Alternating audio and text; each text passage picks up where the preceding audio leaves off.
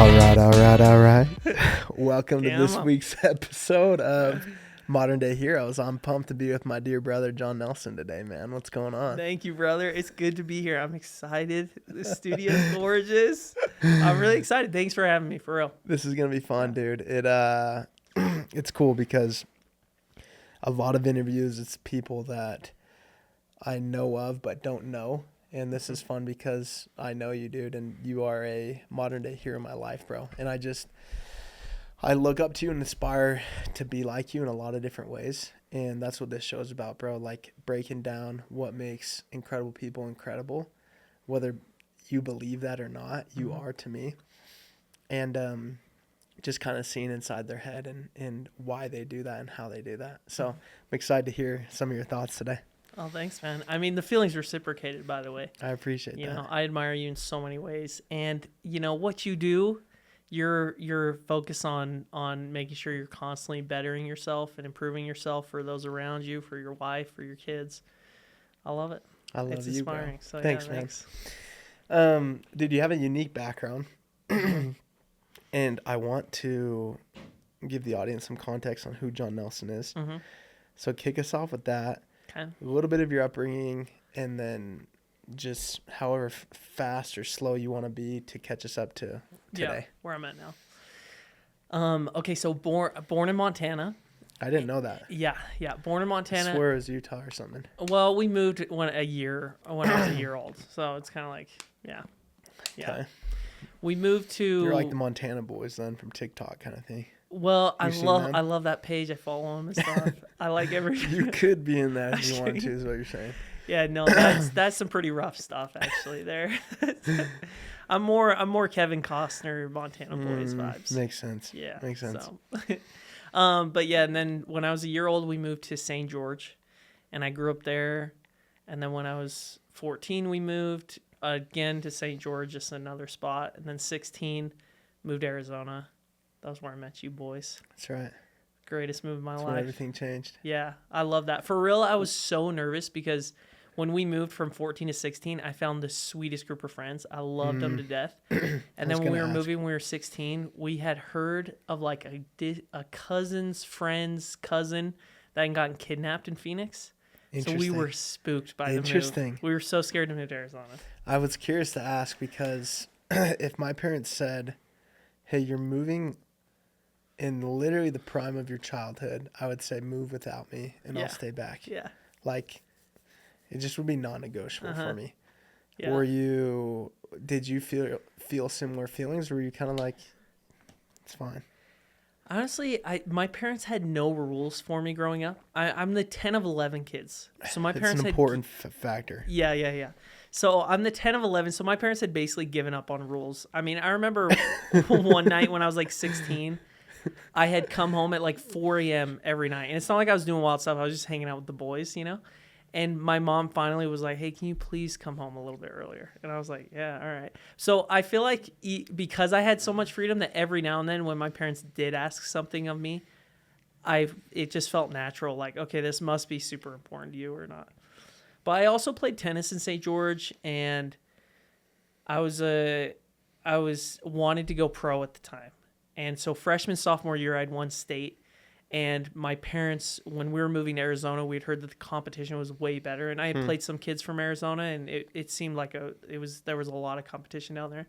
So that was also an aspect that was exciting. So I don't know. Yeah. When did that dream fade away a little bit? When I was 17 or 18, they changed the age. So I must have been 17. They changed the age for missionaries from 19 to 18. That's right. So then, because I was planning on going to play college tennis for a year and then go on a mission. And then they changed that. So then I talked to my bishop like that same day for general conference. And I think 4 months later, my mission papers were in. Wow. So, because they did it in the October conference, I think. Yeah. And I turned 18 in June. So it was prep and then I was gone. So yeah. I remember where I was sitting when that was announced. Like, that was a big day. It was wild. Yeah. That was scary. That's cool. Yeah. That's cool. Okay, so you moved to Gilbert.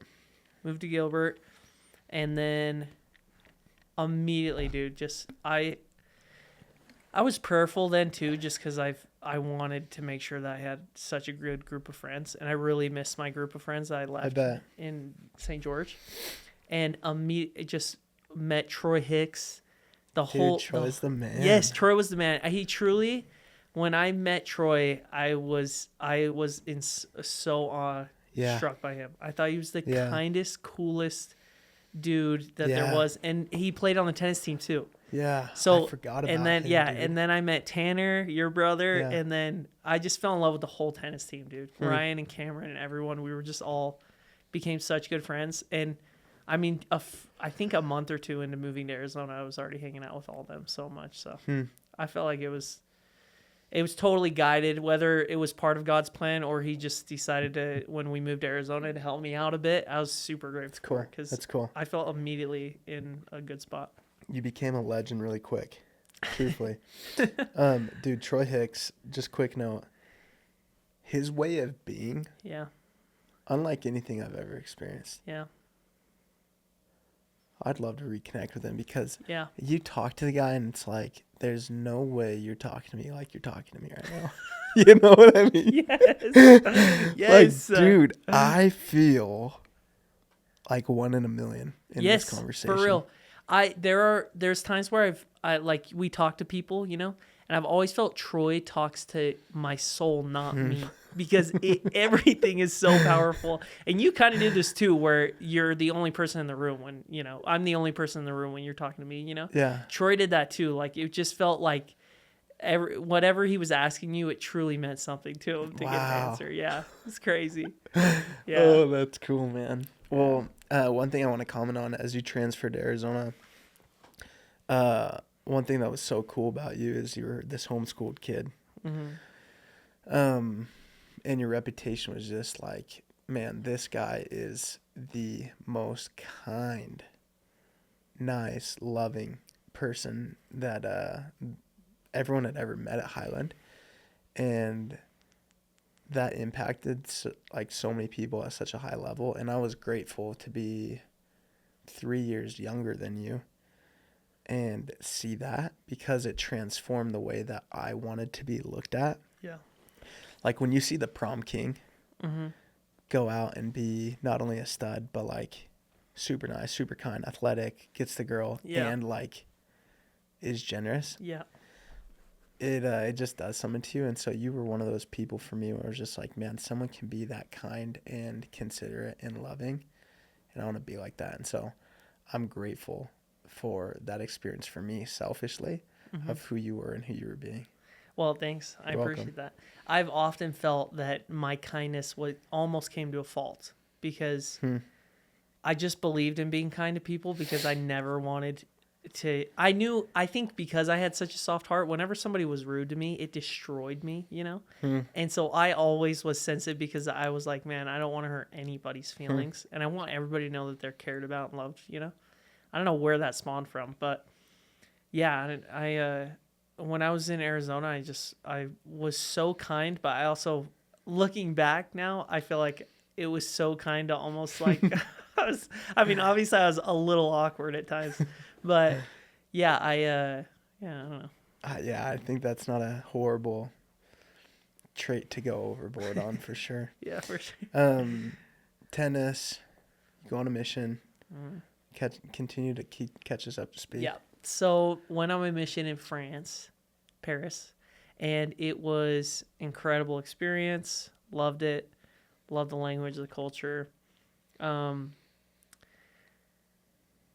and I learned that you're not going to really see results a lot of times. And also, too, as much as people think that missions are for us to go baptize people, I think missions are a lot of times for you to grow. Because that was where I had to learn to, being homeschooled, I just was home a lot with my parents. And so moving out, that was, it was shocking. Yeah. And I just remember being in Paris and I cried every night in my bed for 3 weeks straight. And I was just crying myself to sleep because I was not only so homesick, but so scared. I wasn't understanding the language at all. And I just kept praying to God that it would get better because it didn't enter my mind at all to go home.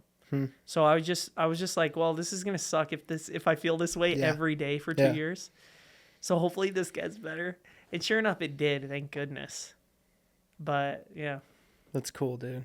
yeah, Because most people would be trying to justify whatever they could to quit and throw the towel Yeah. in. So it's cool. You're like, hey, if I suffer, I'm still gonna suffer to the end, I was like, how long which is is this impressive. suffering gonna be?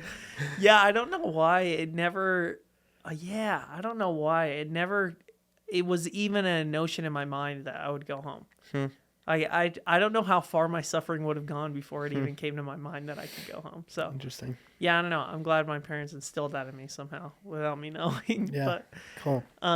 But yeah, and then anyway, get home from my mission and briefly moved up here, then went back.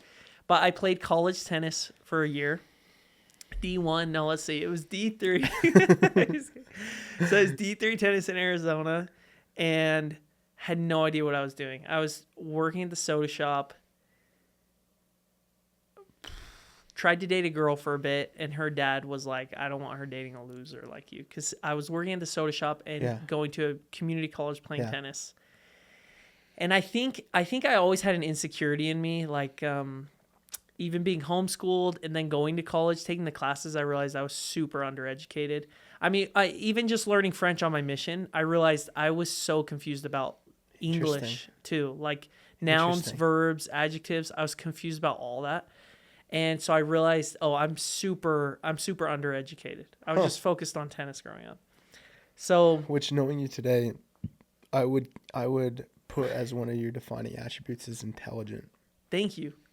See, and that makes me emotional because it is something that has made me so insecure. I was horrified with friends growing up talking about education or talking about what type of math they were taking or anything because I knew I wasn't touching subjects that they were.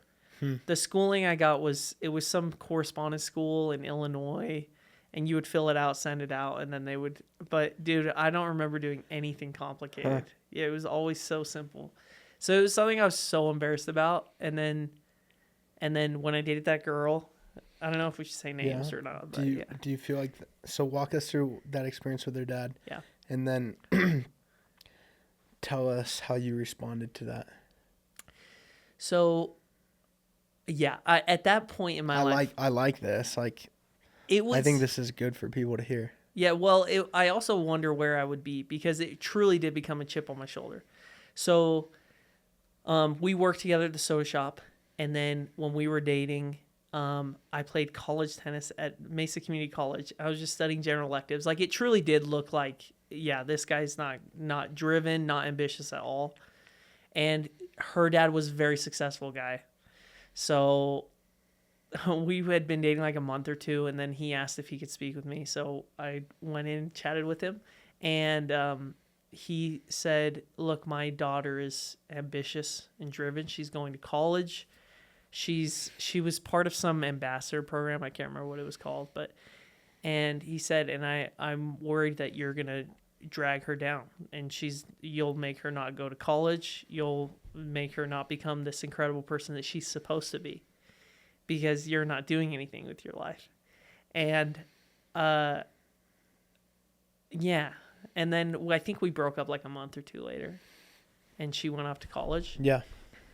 I think what the thing that I didn't understand was that I am completely in control of how successful I want to be, of how driven I want to be, of everything.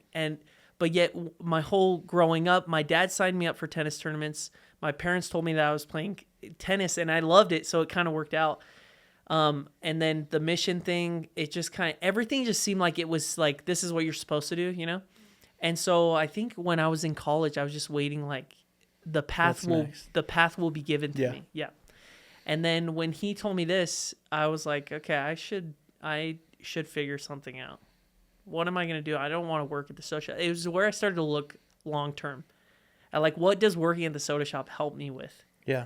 You know? Yeah. And what is playing college tennis do? So it was June, I think, that we broke up. And then I moved up to Utah for a couple of months. And then that was when I came back. and met. So I moved in with my buddy Blake, and his dad had just been diagnosed with cancer. So he had 6 months to live, and he was like, "You guys got to figure out what you're gonna do." Walk me through that a little bit more. How he went about that. So Blake's dad, dude, Tim, was incredible. But he every day he would sit down with us and talk to us about something that he thinks would be important for us to know as adults. And he said, Blake didn't know what he wanted to do either. So he said, you guys need to figure it out. So what I'm going to do is just set up some interviews with you guys. You can ask some people some questions that are successful in their careers. So he set us up with several people that he knew, buddies of his that were successful in their careers. And one of them was Dill, who was a captain in American Airlines. And talked to us about his life, said how much he loved it. And he was like, we'll do a discovery flight with you boys and go get you in the air and see if you like it and stuff. And from the moment I did that first flight, I was like, this would be so sweet to do as a career. Yeah. And then Blake's dad was like, we'll just move in with us and you two do it together and we'll go. Wow. So Blake and I went through flight school together. Became flight instructors, and then I went to Envoy Airlines, and then COVID happened, got furloughed, kind of went back and forth, and then I got a job offer for SkyWest Airlines up here in Utah. Moved up here 2021, I think, and then worked for SkyWest for a year, and then I had met a guy who set me up with my now boss, who wanted to get a jet, wanted to get a plane and stuff. So now I fly privately. And that's been almost 2 years now that we're looking at. Yeah. It's amazing. Yeah. Okay, there's a lot I want to dive into. Yeah, okay. Tell me your thoughts on homeschooling after experiencing it and the pros and cons of doing so. Excuse me. Okay, so I have a lot of thoughts on homeschooling because I was so undereducated. But I had other tennis buddies whose parents, they were so focused on education that they were so smart, but they were a little awkward. And I just feel like I don't know, obviously there's a focal lens on homeschooled kids because each one has their own quirks, whereas high school, there's just so many kids that the quirky ones kind of fall through the cracks and nobody notices. Yeah. So you're going to get quirky kids in any scenario. But my whole thing was my mom, I love her to death, but she was burnt out. I was the 10th kid of 11. She was burnt out, And yeah, God bless her. I don't know how she even did it, but there's not a good balance. Like, I feel like if I would have been a little more educated, I would have been a little more prepared. But I don't know. I also played tennis, church, seminary. All that helped me maintain a social scene, where I would communicate and stuff. So will you homeschool your kids? It really comes down to, I think, because I don't know. It comes down to what the missus would want. Because public school does scare me. And my mom's belief was that kids aren't meant to be sitting at a desk for 8 hours a day, which I totally agree with. I like that. Yeah, young kids are supposed to be running around, figuring themselves out, enjoying life, Leonardo da Vinci talks about that, where he's like, I wanted to be a kid running around, finding out things about the world, And I love that. So I do agree with my mom on that aspect, and I wish that there was some type of, I don't know, I'm sure there's private schools now and stuff that have different time schedules, because I do think that that's too much time. Huh. But I'm not going to be able to teach a kid, Yeah. So if the missus wants to, or if she's a stay-at-home mom and is like, I'm gonna freaking study, I'm gonna do it with these kids, then I'd be game for it. But I don't know. I'd probably want a more private route or something. Because when I think of my schooling, I can't remember a thing I learned. Yep. But I can remember everyone I met and the experiences I had. Yeah. Which were provided through public school. Yeah. So grateful for it. Yeah. Which developed skills within me, right? And I think skills are actually trump knowledge to a degree. Mm-hmm. And so I'm just wondering, how do you find a blend? Because I also feel like I didn't learn much, right? And so how do I Yeah. how do I do both of those? Yeah. So private's probably a good route. Tim Murphy, stud. Stud. Tim is Blake Murphy's dad, who is John's best friend. Blake's a hero as well.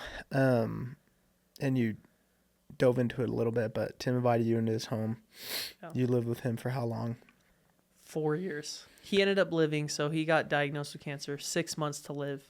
Ended up living 4 and then passed. Yeah. Passed away and just left an incredible legacy. Yeah. Dive in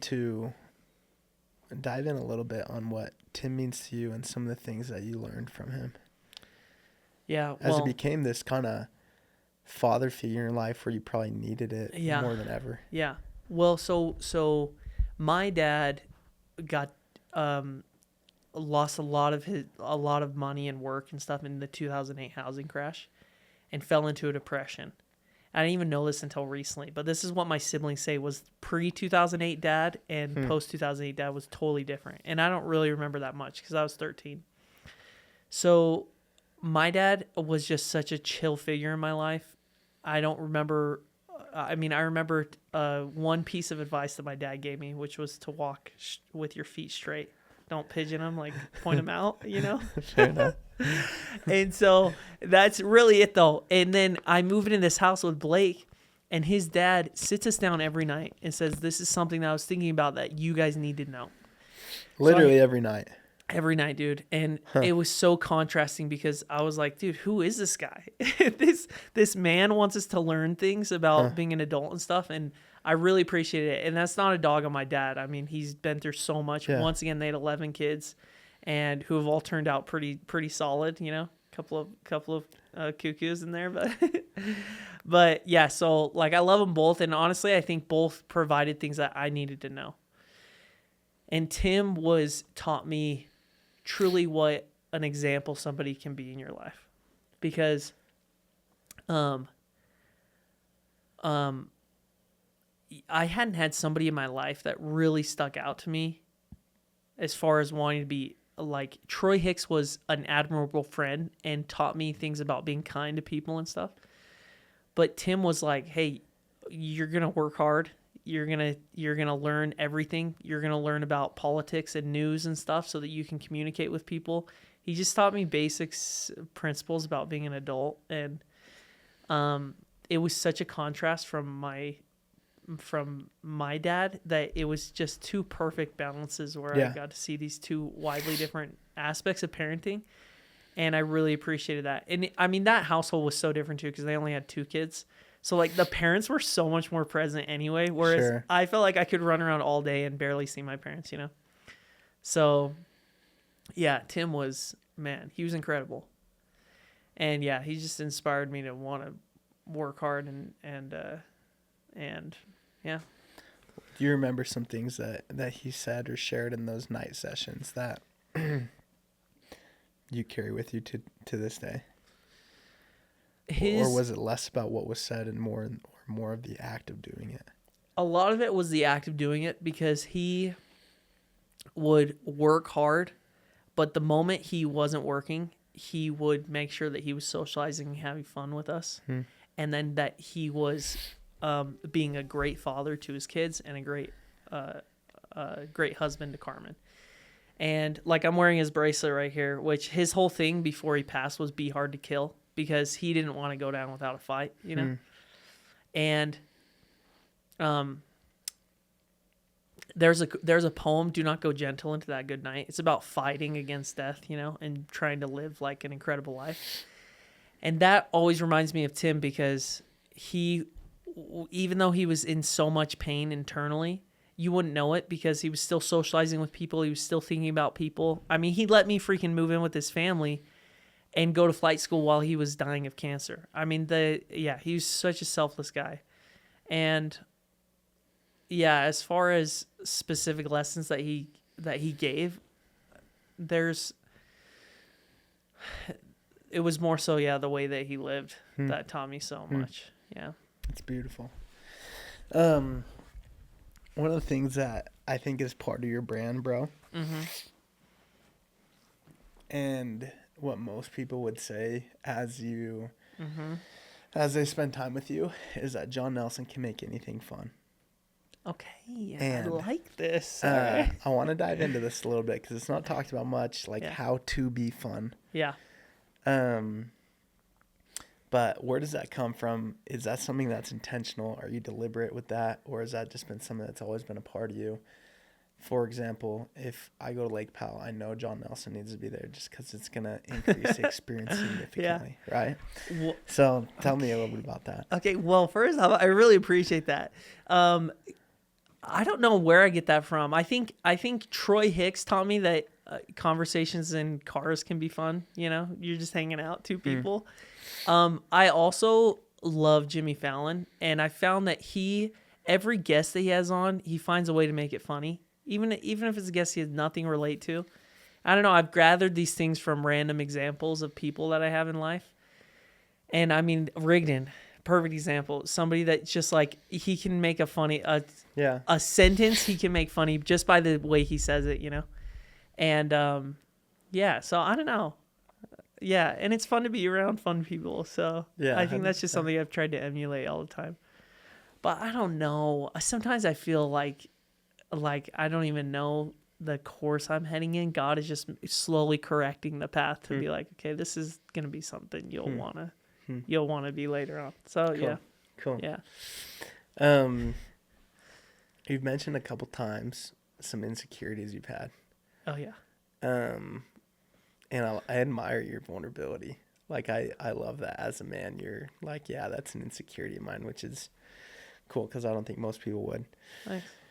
How do you navigate those? Like, if we were to dive in on people that have insecurities and how to navigate them and how to overcome them, how have you found that to be in your life?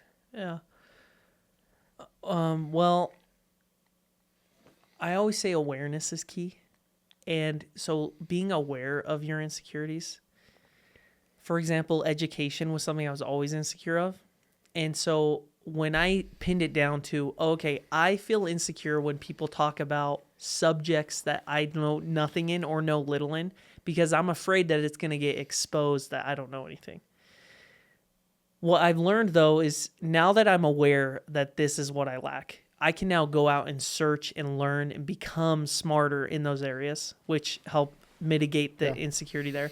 And then also, I learned that podcasts, communicating with people, it is so fun when somebody says, I don't know too much about this. How does that work? Or, you know, ask questions. Well, like, why are asking questions such a bad thing? So I love being aware of insecurities of mine and pinpointing them to why they make me insecure. And then realizing it's okay to be insecure. It's okay to ask questions. And there's no harm, no foul. Nothing bad's going to happen, you know? Heck, there's memorable moments where people have no idea what you're talking about, you know? So, yeah, I don't know. That's cool. It's not as harmful as you'd think. It's all cool. innocuous, not knowing, you know? Interesting. That's Yeah. cool. I like that, dude. So, your passion is aviation. Love it. Is it still aviation? Yeah. Good. Yeah. Tell us, for the aviators that are listening, dive into kind of how you've fallen in love with that and what it means to you and how you continue to explore that passion. Because it's unique, dude. Like, truthfully, Yeah. and I don't want to misstep here. Prior to you and Blake Murphy deciding to do flight school, I don't know of anybody else that did. Yeah. And so, not to call you guys a trailblazers, but I truly believe that you two started this trail, which now in Gilbert, Arizona, I know 60 plus people that have done flight school. Yeah. So what's cool about it is you kind of open up like this niche, and I think a lot of people have followed. And it's like a lot of people are just getting drawn to it right now. So curious to hear your thoughts.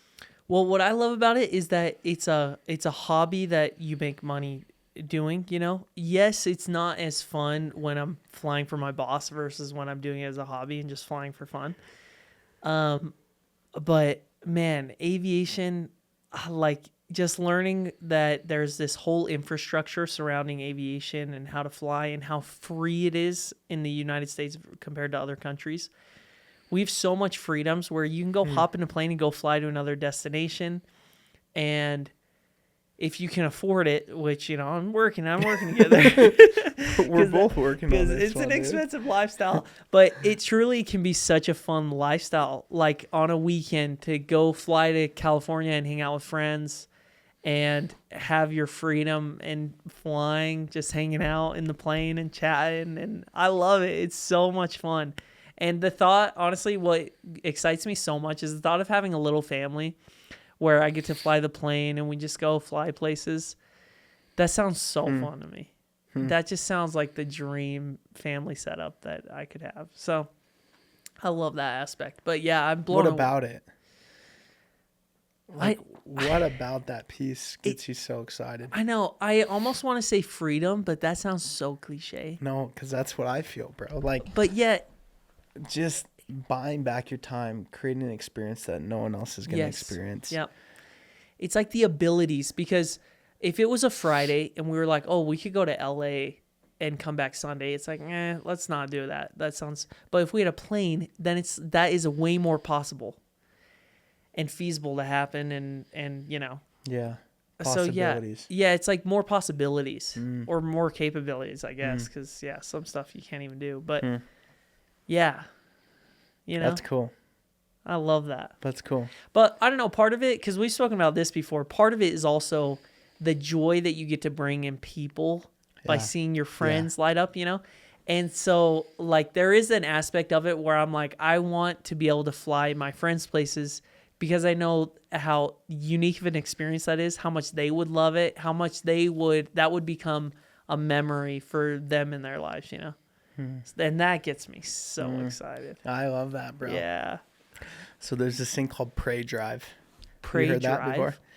Prey Drive's like, what's your internal driver? And Yeah. so for some it's embarrassment, for some it's impressing others, some it's fear, some it's love, etc. And I think you're like me, but my Prey Drive is like, I just want to create experiences for other people. Yeah. And nothing fills my cup more than that. And so, Yeah. dude, I'm grateful for you, bro, because you bring that to light, and you've caught me on this vision. Like, the thing that gets me most materially fired up right now Yeah. is one day owning a jet. Yeah. And I give credit to you, bro, but it's cool that I'm grateful that you've inspired me to like think to new heights just with that simple idea. Yeah. Because in order to do that, you have to play at a different level. Right. And it's fun, dude. It's valuable. So I resonate with that, bro, and I love that. Well, I'm glad you think so. I'm really just encouraging you to spend millions on a jet. So I don't know if you'll thank me For in your 10 years, benefit. but Oh, fair enough, dude. Last thing I want to jam on. I heard a couple days ago that the mission in life is just to touch as many lives as possible in some way. Recently, you've been blown up on Instagram, blown up on social media, which is really cool. Some people are like, they might find that weird, but for me, I find that so cool because every person that follows you is one more person you can somehow impact, inspire, touch in some way, teach, whatever it might be. And so when you look at like the people behind it and like the opportunity that the platform brings, it's special. And you now have an opportunity to do that with a lot of people, which is really cool. Tell me how the process of starting social media to where it's at today. I know we were talking before this a little bit about kind of the fear. yeah. Remember when I posted my first video on Instagram? I literally haven't been that nervous in 6 years, Yeah. bro. Yeah. And just maybe some of the learnings and takeaways you have from that. Well, I wasn't even thinking about social media as far as becoming an Yeah. influencer or anything. And yeah, there was a video where I talked about turbulence and it went viral, and I talked about how safe turbulence is, and yeah, and then I got a lot of followers from it, and then I slowly got on this train of like, oh, I could be more educational. Anyway, and yeah, and that was like 2 years ago or something. Like 2 years ago, I think I had like 4,000 followers or something, and now it's more. What's it at today? On Instagram, 175,000, So and cool. and TikTok 140,000. So cool. It's great, and I'm honored by it. I don't want to waste people's time, but I do appreciate the platform that I have in order to. I say this all the time, but inspire kindness, because I just want people to know that they're cared about and loved about, because I understand how hard this life is. I understand how sad it can be with Blake's dad passing away. I understand how tragic it can be. And I understand how beautiful it can be. And social media is media. It's something for us to look at, have fun, and learn from, and then move on with our lives. And so all I want is for my message to be uplifting, to inspire people. And with the way that my life has gone, I've learned that I can have goals. That's not a selfish thing, but it's a beautiful thing to have goals and then to go after them. And all I want to do is just inspire people to be kind to others and then to chase after your dreams. And I'm just, the way that my life is going, I feel that it's more and more possible to do those things. And yeah, so I love it. Thank you, bro. It's fun. But yeah, posting reels is very at first I was so insecure because I wanted each one to perform well, you know? Yeah. And it's just not the real reality of how it's going to go. So yeah, when I post reels now, I just go, all right, well, if I think it's good, then, you know, see of it more as a journal. It's like, if this is good, then, you know, I'll post it. But yeah, I just make sure that my message is clear, and then I go from there. And yeah, I still have videos that don't perform at all. Sure. And it's like, well, all right, you know, and yeah, it's a little embarrassing still, but you know, It's cool, bro. in the long run, it doesn't matter. I like the message of inspiring kindness. I think that embodies who you are and is like a massive piece of your brand, and you live it, which is cool. Most people preach things and then they don't live it. So you walk the walk and talk the talk, bro. Thank you, man. If people want to connect with our dear brother Johnny Nelson, dude, what's the best way to reach you? I'm on Instagram. It's .pilotjohn. Also my Gmail, if you want.